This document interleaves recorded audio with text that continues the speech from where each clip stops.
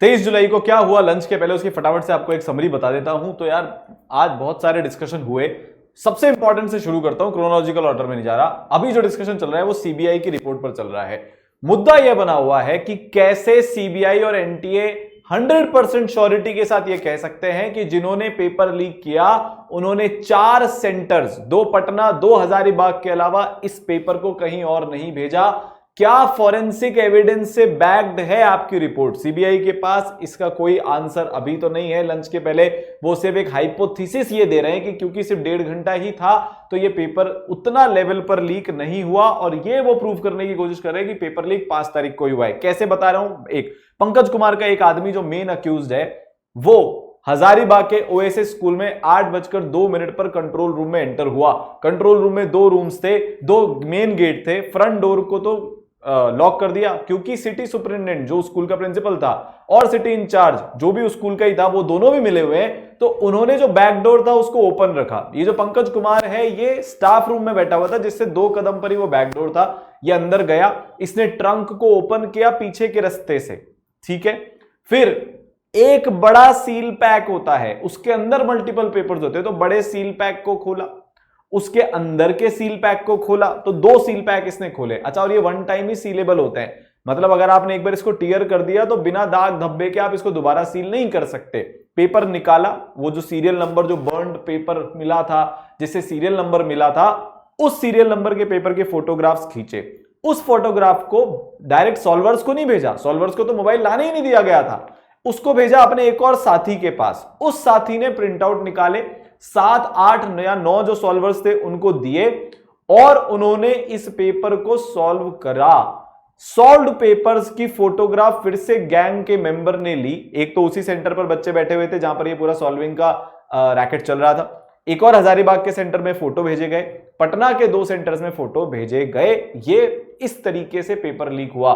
जैसे ही paper leak का काम हो गया, बच्चों ने आंसर याद कर लिए, वो चले गए। मोबाइल फोन्स को डिस्ट्रॉय कर दिया गया, जिन जिन पर भी व्हाट्सएप किया गया था, पेपर को बर्न कर दिया गया। किस्मत अच्छी ये निकली सरकार की, सीबीआई की, नीट एस्पिरेंट्स की, कि बर्न्ड पेपर के कुछ एक हिस्से अनबर्न्ड रह गए जिसमें वो सीरियल नंबर लिखा था। अच्छा, इसी सीरियल नंबर का पेपर एक लड़की ने अटेम्प्ट भी किया हजारीबाग में। वो इनोसेंट है, उसको कुछ नहीं पता था, पर यह पता लग गया कि वो जो सील है उसके साथ टैंपर किया गया है।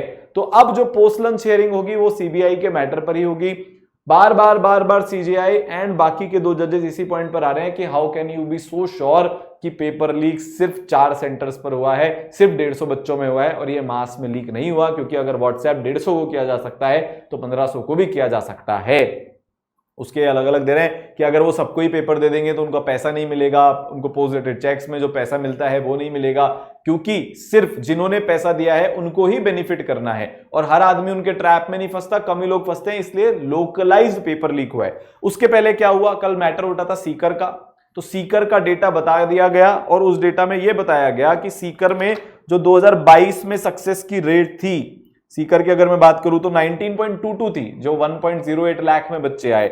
2022 में 24.02 थी, 2023 में 19.19% रही, और 2024 में 19.22% रही। और ऐसे ही डेटा बहुत सारे सेंटर्स का दिया गया, जैसे हजारीबाग, पटना, कोटायम जो उधर है। फिर कल एक बच्ची आई थी जो 12th में फेल हो गई, बट फिर वो 705 मार्क्स लेकर आई, आई थिंक बेलगाम कर्नाटका का वो था।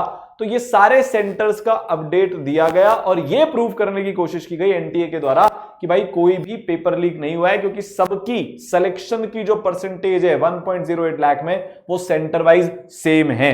फिजिक्स के क्वेश्चन का एक बहुत इंपॉर्टेंट डिस्कशन हुआ, और आईआईटी दिल्ली ने जो ये था स्टेटमेंट 1 इज करेक्ट या statement 1 is false, statement 2 is correct, ऐसा जो भी है वो, उसको जो फाइनली ऑप्शन जो 4 है उसको करेक्ट मार्क करके दिया है, ऑप्शन 2 को इनकरेक्ट मार्क करा है।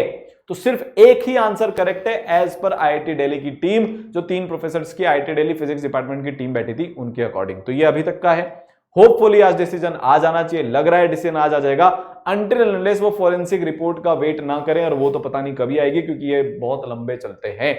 तो चांसेस बन रहे हैं कि आज डिसीजन आ जाए। पर आप यार अगर 600 प्लस के बच्चे हो या 550 प्लस के बच्चे हो, आप प्लीज अपनी तैयारी 2025 की शुरू कर दो। ये सब चलता रहेगा, कुछ भी होने पर इससे नीचे तो कट ऑफ नहीं ही जाने वाला है। आप इसरो के साथ तैयारी करना चाहते हो तो भारत का सबसे पावरफुल कोर्स नीट प्रबल वॉरियर हम आपके लिए लेकर आए हैं। अगर आपके 550 प्लस मार्क्स हैं, आपको पूरा 100% स्कॉलरशिप इसमें मिलेगी। 500 प्लस पे स्कॉलरशिप है, 450 प्लस पे, तो बहुत सारे स्कॉलरशिप्स के क्राइटेरिया हैं। डिस्क्रिप्शन में और कमेंट में आपको हम लिंक डाल देंगे। आप कोटा ऑफलाइन में आना चाहते हो, वहां भी अप टू 100% तक स्कॉलरशिप है 600 प्लस मार्क्स पे। लाइव क्लासेस शुरू होने वाली है, 5 लेयर मेंटरशिप है, 5 लेयर डाउट सॉल्विंग है, 30,000 से ज्यादा क्वेश्चन हम सॉल्व करेंगे, साल भर फुल सिलेबस के टेस्ट होंगे, 200 से ज्यादा आपके टेस्ट ले जाएंगे और भी बहुत कुछ।